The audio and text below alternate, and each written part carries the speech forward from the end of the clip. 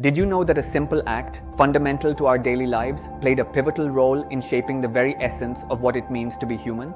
Millions of years ago, our early ancestors faced a relentless struggle for survival, constantly seeking sustenance in a harsh, untamed world. Their diet consisted primarily of raw, tough plant matter and uncooked meat, requiring immense energy and time for digestion.